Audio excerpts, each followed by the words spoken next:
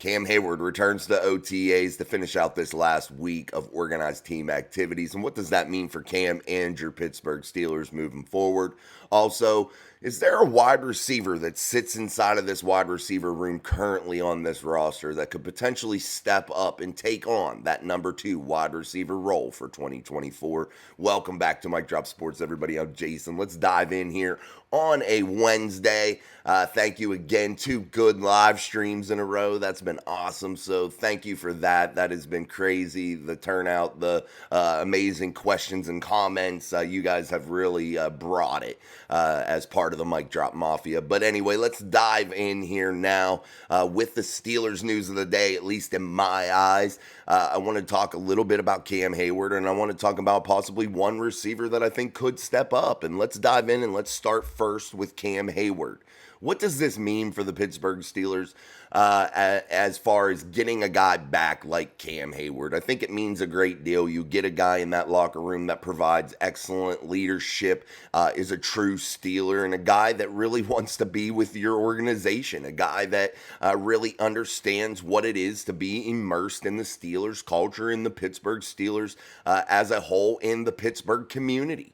So I think those things really mean something, and it's nice to have Cam back. He's been communicating with the organization, so I don't think there's any real tension there. I just think they're trying to figure out what kind of value they're going to be able to put on Cam as they move forward. And Cam, yes, he's older. He's a guy that is really in the last part of his career, and he understands that. But I think if you're the Pittsburgh Steelers, you just pay Cam his money this year. $16 million, 22 against the cap. It is what it is. You pay Cam whatever you had to there, considering he's given you a lot of good years, and I think that Cam Heyward deserves to be able to finish up that contract. So let's just let him finish that up. I think the Steelers could get away with that financially here for this season, and it wouldn't be a backbreaker. So allow that to happen. And I think if you want to keep Cam, a guy who says he wants to play 3 more years in the NFL, I think if you give him some sort of deal to where you give him some sort of nice bonus and really front end load a contract for him and give him a contract to get him through those 3 years that he wants to play, at least on paper.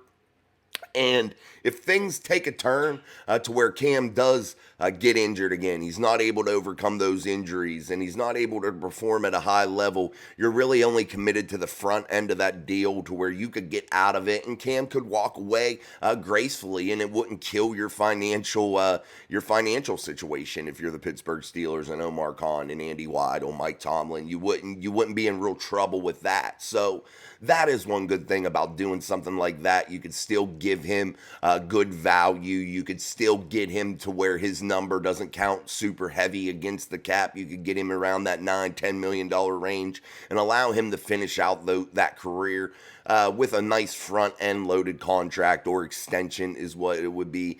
So Cam Heyward, I think, should be a guy that the Pittsburgh Steelers do focus on and bring back. And I know a lot of you will bounce back and say, you can't pay old guys.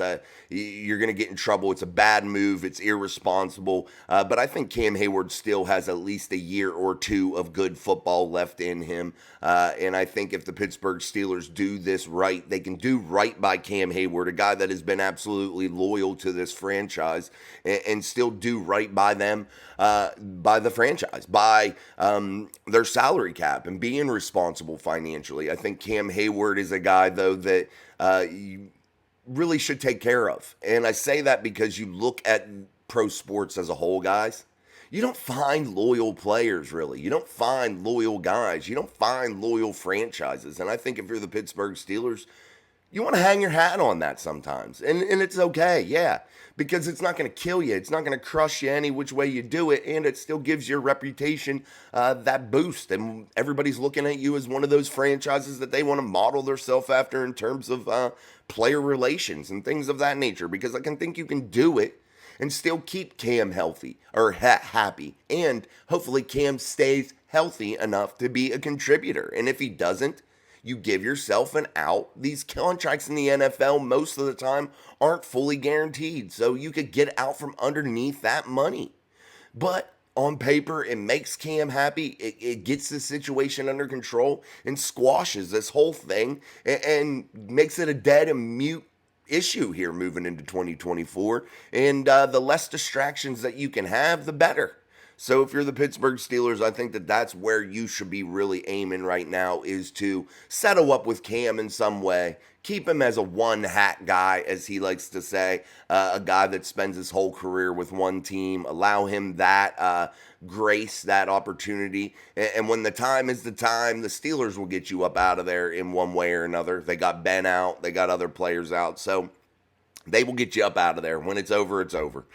So the Pittsburgh Steelers, I think, will figure it out. And I think they will come to some sort of an agreement with Cam that works for both sides. And you are going to be able to keep that leadership on the Steelers defense in that Steelers locker room as a whole. And I think Cam Heyward plays an important part in that. And I think, honestly, too, Cam Heyward realizes that he doesn't want to take a shit ton of money here on a new deal. Why? Because he wants the Steelers to be able to put some quality pieces around him so we can go chase that last piece for his career, that Lombardi trophy, that last piece that's going to cement his legacy among the Steeler greats, having a Lombardi trophy to add to his collection of accolades, a Walter Payton Man of the Year, and he wants to add Super Bowl champion to that before he finishes up here. So that's about my spiel on Cam Heyward. You guys know how I feel about Cam. I think he's one of the better Steelers that I've ever seen in the city of Pittsburgh in terms of a person and a player. He's a damn good player. He's done a lot of good things. So I have much respect for Cam Heyward. I just hope he realizes where he is at in his career and doesn't try to make it to where he backs the Steelers into a corner to where they're not going to be able to honor those last few years that he wants to play because he pushes it financially. And I hope he realizes what his true value is right now at that position. A lot still have him in the top 5, but he didn't play like that last year. I know Pro Football Focus put him in the top 5, but last year with those injuries, he wasn't able to perform there. So hopefully he steps back out, realizes exactly what his value is currently, signs that extension, finishes his career as a Steeler, and just allow the rest of his career to be a happy one, and allow him to take that farewell tour across the NFL here in the next year or two. So best of luck to Cam, best of luck to the Steelers, and I hope they are able to figure it out. One other topic that I wanted to cover today here on our Wednesday upload, forgive me, is there a wide receiver in this room that you would say and that you would be comfortable with coming in and stepping up and taking on that number 2 role?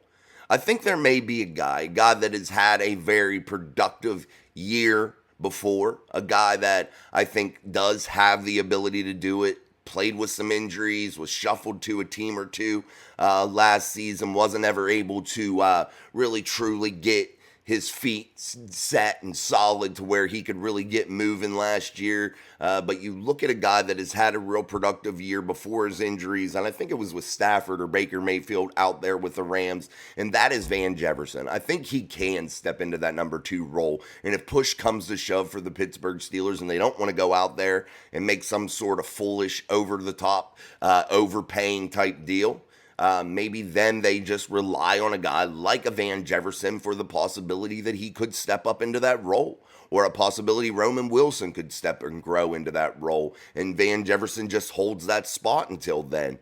But if you look at what you're going to have coming down the pipe, if you're the Pittsburgh Steelers, you could potentially have a George Pickens contract that you have to figure out, which could cost you a hefty penny. And, maybe the Pittsburgh Steelers are planning for that, and they look at this roster and they say, man, we got tons of average guys here, tons of average NFL players, good players, but average in the NFL.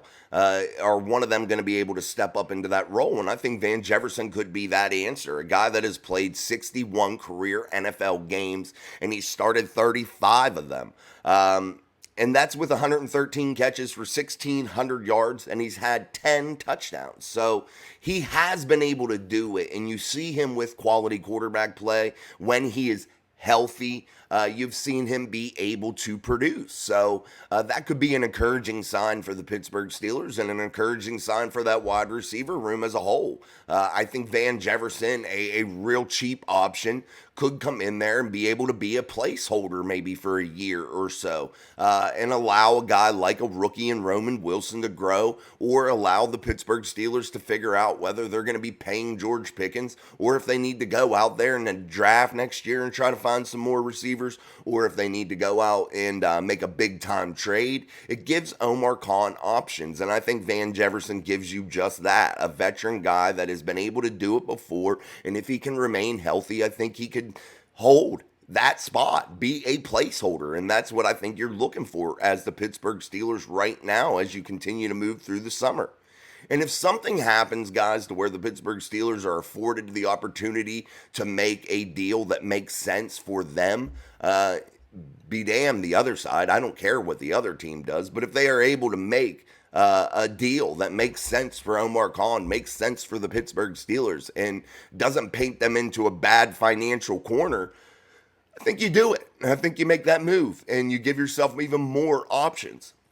And that's why I think the Steelers have just added so many players. They've just said, hey, let's just fill that room up with as many guys as we can that we think that have potential, that have ability, that have some athletic ability to be able to step up and do something special, and really load that room up and allow them to compete and allow it to see what or all unfold and see what happens.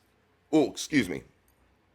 So I think that that's a possibility, guys. I think he can step up into that role, and I think he would be able to perform at a high level if he's healthy, if things work out. So, yes, it's a gamble. It's a dice roll, but there's a lot of gambles and dice rolling in the NFL, and you really sometimes have to put yourself out there and hope for the best. So I think the Pittsburgh Steelers are no different. You know, they got to do the same thing sometimes. Sometimes you just got to roll the dice and see how they fall, and, you know, sometimes you win, sometimes you lose, and that's just the way it is. So what are your thoughts? Let me know what you guys think about an aging Cam Heyward and what they should do with that contract situation. Put that in the comments. Also, let me hear what you guys think about the possibility of someone like Van Jefferson, a guy that's been productive in the past, stepping up and maybe possibly being a placeholder to fill that number 2 wide receiver role until others can grow. Maybe a Calvin Austin, maybe a Roman Wilson, who knows. But let me know, or if there's another guy in that wide receiver room that you think could grow into that number 2 spot and be a placeholder. I'm not so sure. I think they have a lot of 4s and 5s in there, but maybe one of them can come out of the pack and be that guy that they need for 2024 to be able to allow the Steelers a little bit of time and give them some options. And that's something special, guys, and I keep saying it, and I don't think it's getting talked about enough, and that is Omar Khan and the way he's given this team options, given this team the ability to be able to do a lot of wait and sees. So I applaud him for that, because I don't feel like a lot of general managers do that. And you really look at the way Omar Khan has constructed this roster and the contracts that he's put in place, the way he's been able to shuffle money around, get players on a cheap deal. I think that he has really done a fantastic job in that way. And I understand there are still some holes, or perceived holes on this roster that you would like to see get filled. I would say a better way to put it is places you would just like to get a touch better. Yes, that's what we will say.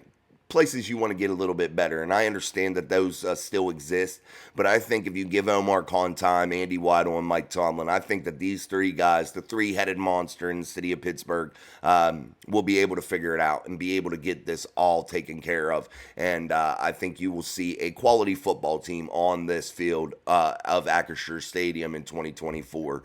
I definitely do think that they can be competitive and definitely make some noise inside of the AFC.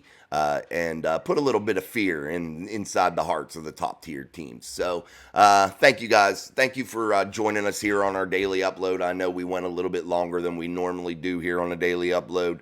I try to keep it under 15 minutes, so I'm still almost there. So we'll try to do that. But Thank you again for coming. Make sure you stop by and talk with us on our daily live stream, Steel City Live. And it's only here on Mike Drop Sports. I feel like it's one of the funnest live streams out there.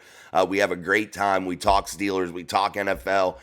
We have a blast doing it. The community's huge inside of those chats, just talking. It is such a good time. And man, yeah, join us. It's really, really cool. So don't forget, 6:30 p.m. Eastern Standard Time here for Steel City Live, our daily live stream. And thank you. I appreciate it. Like, share, subscribe. Don't forget to go to our other social media platforms and start to like and follow them.